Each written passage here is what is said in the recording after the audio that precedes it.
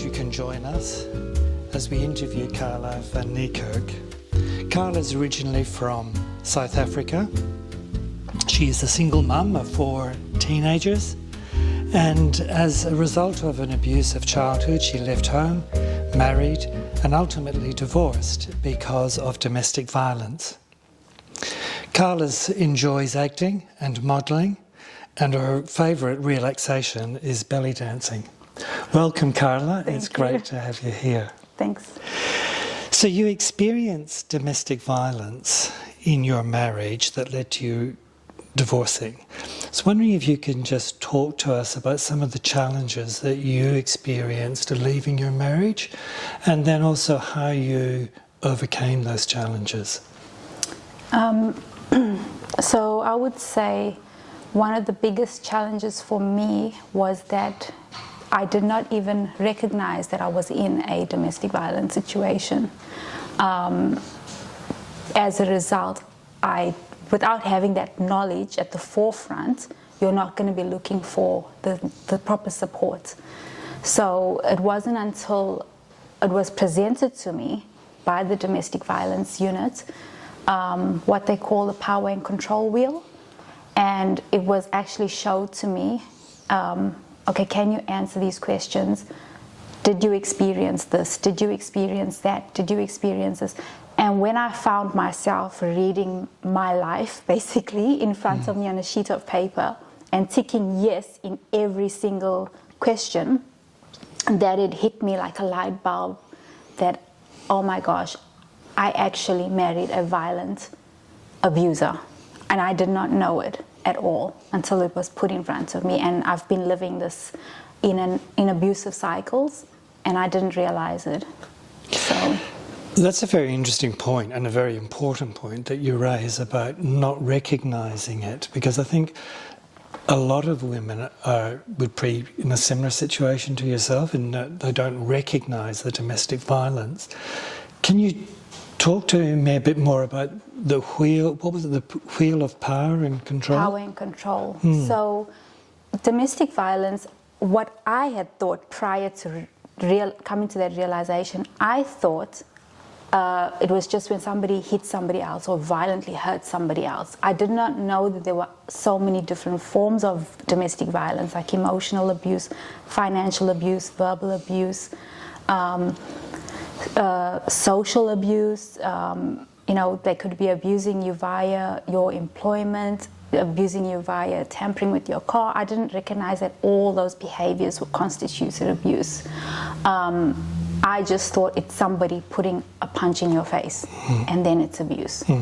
So I think the power and control wheel sort of broke that down and into different sections, and then specified examples of what that abuse looked like. Breaking down your self-esteem, things like that. Things that I'd never realized was actually abuse. So it helped really to give me the education and bring me to an understanding of what I was actually dealing with. I imagine realizing that would have been quite confronting. It was very confronting. It was like, I would describe it as a shock to the system, because I was in this marriage for 16 years and I never conceptualized myself. I had obviously seen other people that had been abused, and but I never saw myself as that person. So I thought I was smart, I thought I was intelligent, and I was like, oh my God, I am the biggest egg. Like, how did I not know that I am this person, that I am a victim? Like, I never saw myself in that light, until it was a huge shock. It was a huge shock. So how did you navigate that shock and that sense of, realizing that this has been my experience for 16 years? What was like the next, once you realized that, what was the next step that you took? The next step that was presented to me was that we need to get you safe, was safety. I was not in any way in a safe environment, and I needed to get to safety. So they made it their top priority to get me into a refuge for domestic violence, and they just began contacting support services, and immediately I was not going home. I was not going anywhere out of their sight because I was categorized in the highest risk for homicide. That was the stage that I was at that point. And so based on all the patterns of behaviors and everything that I had faced, so it was basically immediate urgency that I needed safety, and I needed a safe place. So I realized that I knew it. I already instinctively knew. I already knew, but it was like confirmation. Yes. That, yes, I knew I was in danger, but hearing it from somebody else validated it. And then, so I knew that what was needed. So it was safety, I would say, that was the next step for me. And that's what happened. All right.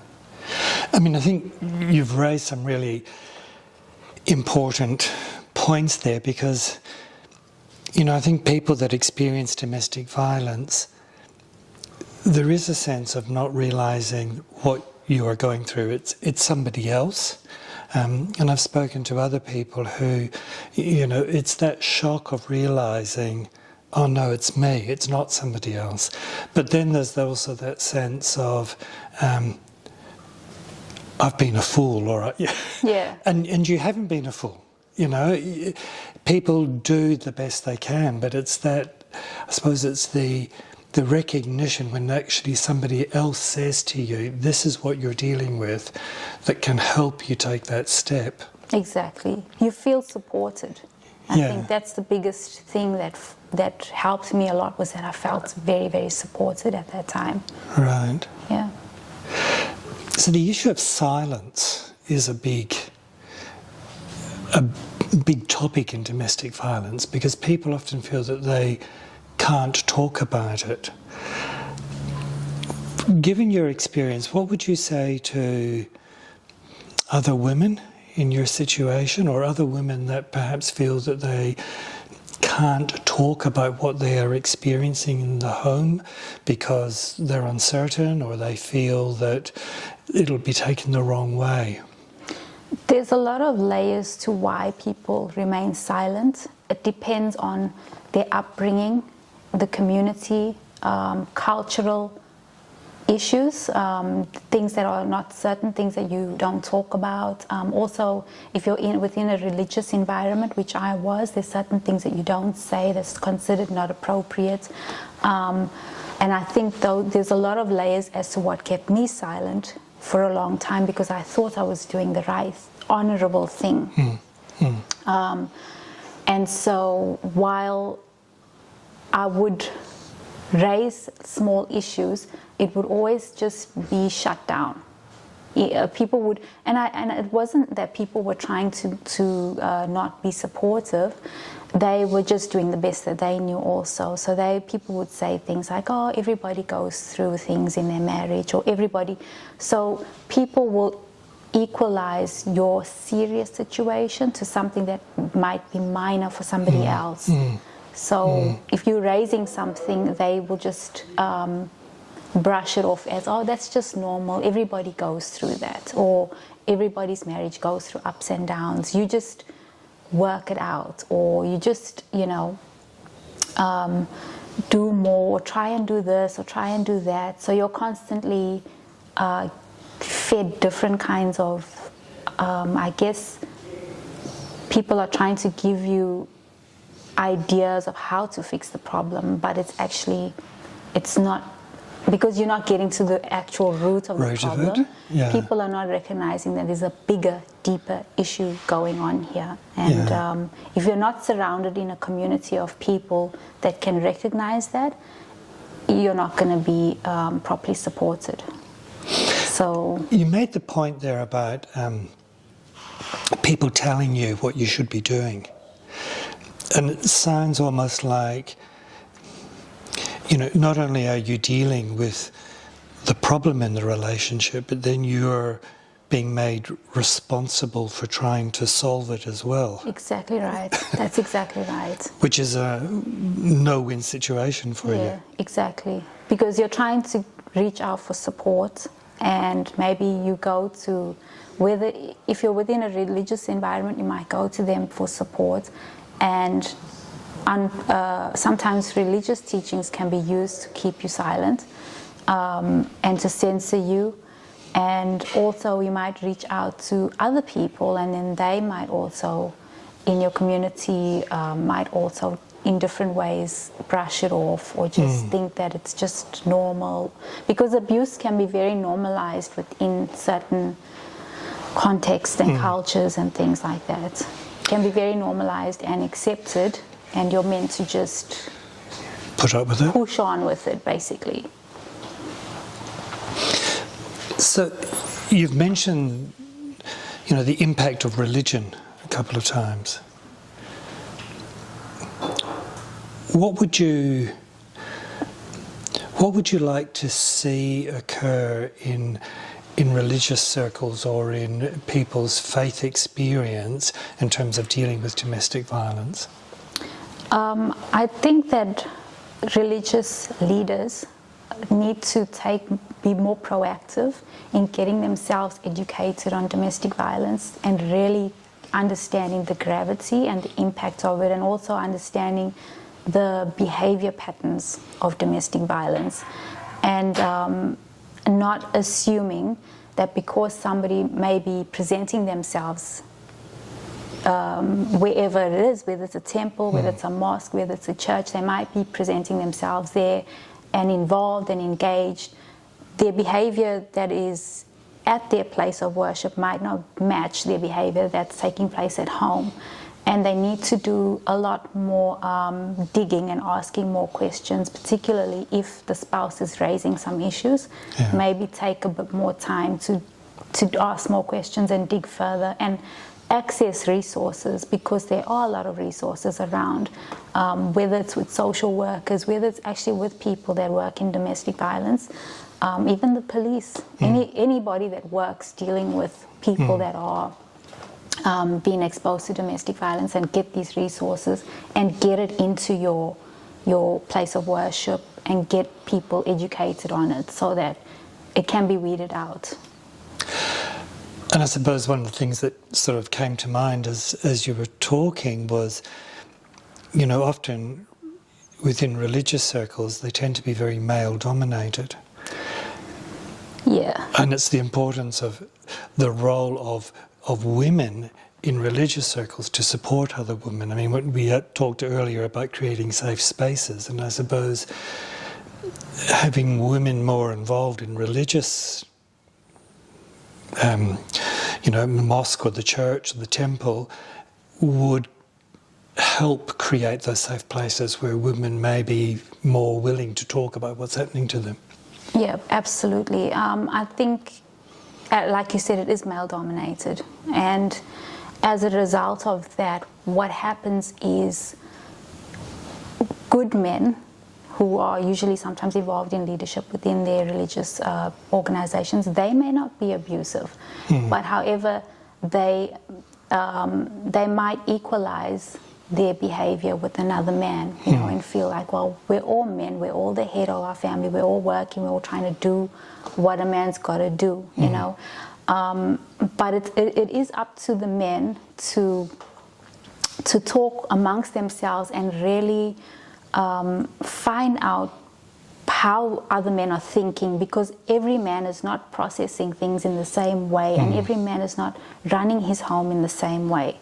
And so it is up to the good men to weed out the bad men and their bad behaviors and find out, because like you said, it is a problem of male domination, and sometimes they will minimize your voice because for myself, I did approach, male leadership, and I was told, at times to go and love my husband more and go and do this. So it was really, the onus was on me to really do more and be more loving and be more this and that. And so there is a deeper issue there But like I said, the conversation, they have to be willing to really look at their behaviors and look at how they are, really how they are understanding this and how it's impacting women and children. And really, it's going to affect society at large, because we're the ones raising the children that are going out. And we all want, if we all say we want the best, then we have to all do the best. Yes, that's right. That's true. And it's that whole issue that, often love is seen as being good or being subservient, but love is really about equality. Exactly. And often I think the message that many women get is go and be loving. In other words, go and be subservient. When in actual fact, the message needs to be you are equal, and love needs to be an equality. You need to be treated like, you need to be treated with human dignity. You need to be treated with the same respect that we all stand for. And it shouldn't only happen in public spaces. It should be happening in the home. It should be happening in private. And that's,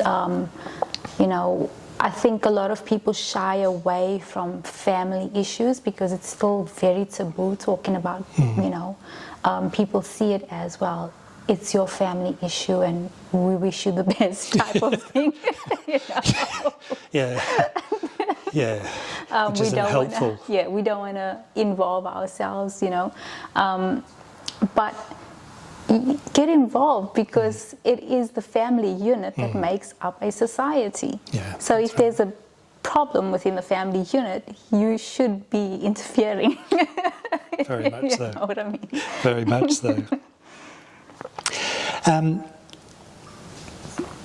We've spoken about sort of domestic violence and silence that can occur. Another area is in terms of mental health, that there can be a lot of silence and shame about mental health. Yeah.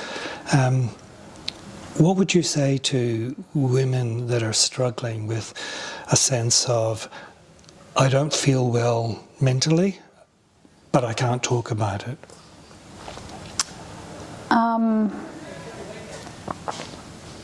It's a difficult one, because what you really need is friends. You need good, trustworthy friends that can be there for you and be people that you can talk to and that will listen to you and validate you, and where you can just be honest, like just be without any reservations. You really need to find friends like that who can just support you and be encouraging, or just that you can spend time with, that won't judge you, that you don't feel judged by. And I think that's an important thing, is having good friends to talk to. Try and, if you don't have those type of friends, try and put yourself in a situation to meet other friends, whether it's at your children's school, meeting with other mums who might want to talk to you, or like I do, taking up belly dance classes, or taking up classes, or volunteering, which is another thing that I've done. That's a way to meet people, and because you will find that there are other people that can actually and are willing to be a listening ear. Yes. That you can make friends with. As you say, it's that ability to trust and to know that you'll be respected and not judged. It can be very scary, like you said, because shame is such a crippling, it's such a crippling core belief that to break out of it takes a lot of courage. It takes a lot of courage to do that. Yes. Yeah, that's true. So even if you reach out, even if it's on social media, talking to someone, chatting, and then if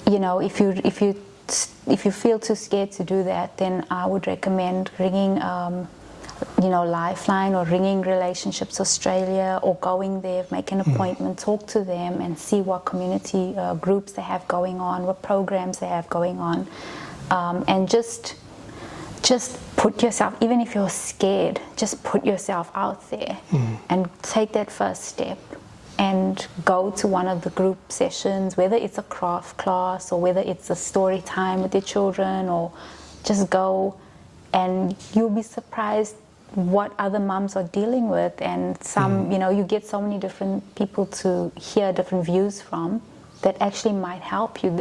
It's benefited me a lot, you know, seeing other people also experiencing life different to the way I was experiencing life. It helped me to realize that I wasn't at the right standard of living, basically. Yeah. As you say, it's the courage to take that first step. Yeah, but then, which is scary. Yeah. But then, as you say earlier, it's about everyone's responsibility. You know, when you're talking about the family, not just sort of stepping back and saying that's your issue, it's everyone's responsibility. And it's that balance between courage to take the step and all our responsibility to support and to be there for one another. Exactly right. That's exactly right. 21. I've got 2 more questions. Do you Told you. Are you all right, Yeah. Carla? Still Yeah. okay? I told you it's going to be, so we've got 21 minutes. Yeah, that's right. Okay, great. So one of the things you do is to create content to empower women. What is one message that you would like to convey to women who have experienced abuse, women that have perhaps struggling with issues that you've struggled? Before you mentioned shame, I believe that by shining a huge spotlight onto it, it can remove that stigma and that shame attached to it. And realize that doesn't define who you are, it doesn't define your life, and it doesn't have to be the end and the last bus stop. You can move on, you can heal, and you can rebuild your life and have a whole other fantastic life on the other side, and, you know, do all the things you want to do. It's not the end of the road.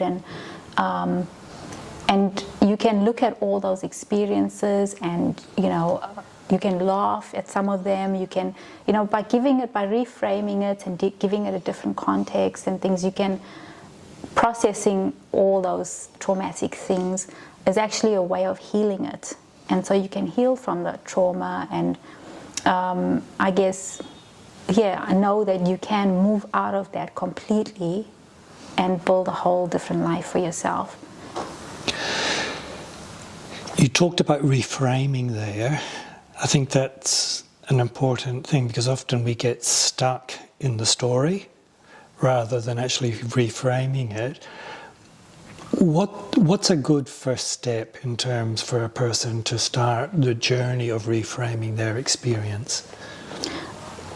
I feel that a person can only really and truly get into that space when they've passed the first barrier of safety, when they feel safe and they're with trusted people, and those first layers are put into their life. They have a safe place to stay. They have, you know, those foundational things are being taken care of. They start kind of moving out of being in a trauma state, and they can reduce mentally, and they can start looking at some of what they've been through in a more detached way, more objectively, and not having an emotional attachment to it, to where it breaks you down every time you think about it, or you get depressed every time you think about it. You can actually look at it in an objective way and actually laugh at some of it, you know. So I do try to twist some of it and inject humor and try and make it humorous, and that can be incredibly healing. Humor is such a healing tool, you know. Yeah, it is. So I try to inject that and make it more creative, so that it triggers those parts of the brain that gives you, you know, that dopamine, and it makes you feel good again, and start getting those good feelings going again, and good energy and good vibes back into your body and your system, so you can feel, you know, joy again. Yes, joy is so important in re-engaging with life. So you're a mum with 4 teenage children. Yep. What advice, what suggestions would you like to give to other mums with teenage children about who may be experiencing domestic violence? The first thing is to be a safe person for your children. Become a safe person for your children. The first thing, obviously, you have to be safe. You cannot give your children anything that you don't have for yourself. So you have to become a safe person for yourself even. In other words, you have to honor your promises you make to yourself. Take good care of yourself and be safe for yourself and be safe for your children.